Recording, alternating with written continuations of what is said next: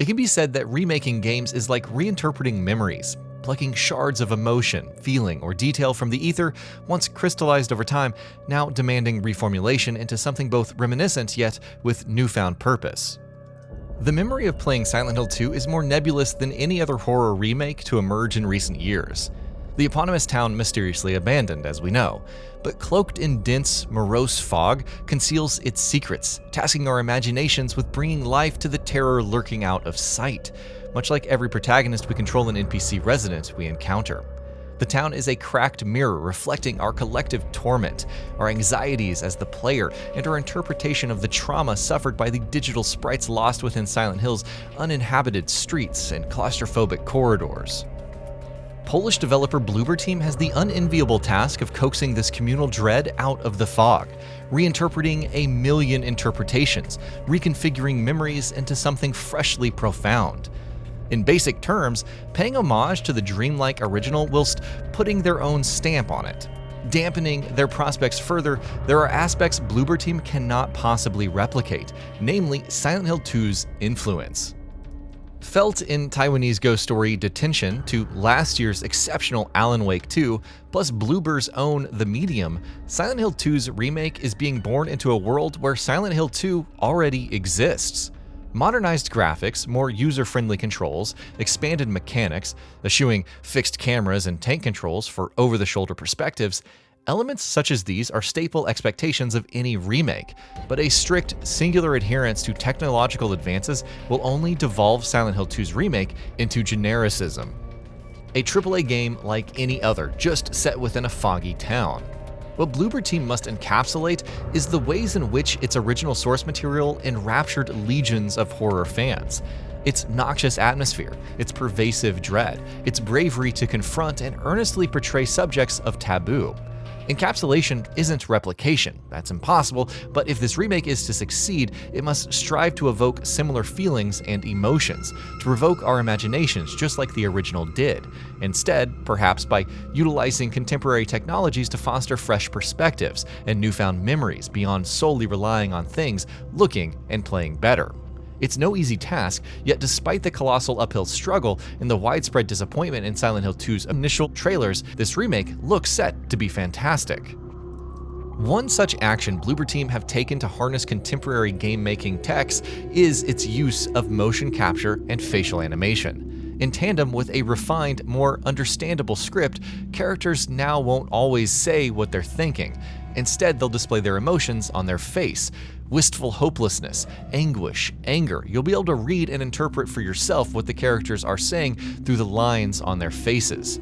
Bloober Team have been sure to maintain existing character arcs, reveals, and important plot points, but in reducing a character's word count, they're aiming to deepen a player's relationship with protagonist James and the plethora of lost souls he encounters throughout his efforts to locate his dead wife.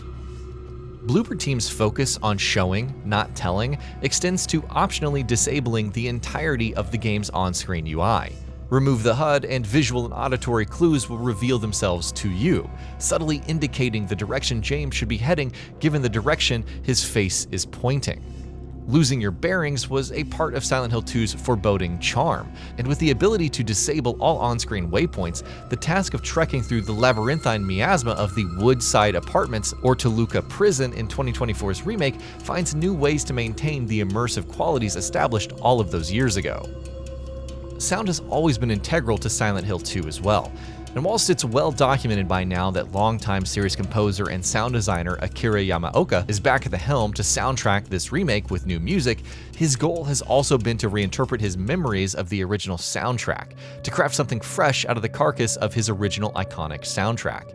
To re-envision Silent Hill 2's music, he attempted to transport himself back over 2 decades, to recall his mindset in hope of pulling something out of the haze. As it happens, Akira-san couldn't recall anything noteworthy. The remake's soundtrack, it seems, is being pulled from a misty interpretation of the past, much like the rest of this remake.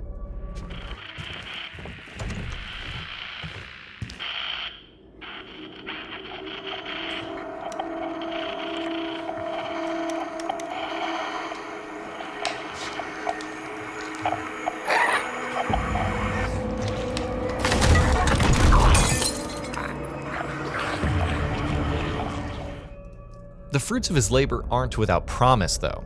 Listen to the reprise of standout Silent Hill 2's track The Day of Night for a prime example. Familiar motifs now lay buried in the layers of reverb and static, smudged but still within recognition. The fog hasn't lifted, but what's lurking out there has been reimagined.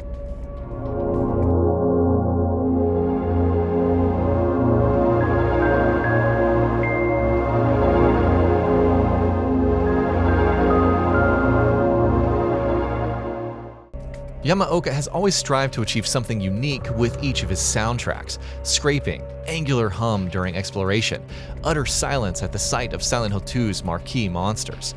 Akira cannot precisely replicate the impact his original soundtrack possesses, but he can still create something unexpected based on his reimagining of what was already there. Encapsulating this premise in more tangible terms is Silent Hill 2's expanded exploration zones. It is confirmed new areas with fresh puzzles will exist in the remake. Now, this trick was deployed to great effect in Dead Space's recent remake. New corridors connecting familiar areas rendered the USG Ishimura with a perplexing aura. Creeping from one place to the next felt more like threading your way through a maze, and for veterans of the original, it re-established an intoxicating feeling which would have been left in memory were the mining ship's zone-connecting train redeployed. New areas to tiptoe through in Silent Hill 2 makes the looming thread waiting in the fog prescient again. Bloober Team haven't just done this because they can. These new explorable areas are tapping into memories, and they're another great example of injecting newfound malevolence that would have been lost were this remake a like-for-like copy of the original. We haven't really discussed in detail Silent Hill 2's 4K graphical overhaul, its quality of life improvements, or new camera perspectives. As aforesaid, these elements are expected, and they've been talked about at length in other features. What is worthy of a mention, though, is the remake's combat. Now, there is still an element of clunk in James' fighting efforts, and combat, now with dodge mechanics and targeting reticles, bears a weight of scrutiny given the new over-the-shoulder perspective. In short, given preview player testimony, combat is a feeble, possibly undercooked affair, but think of it this way: James is not Resident Evil 2's Leon Kennedy.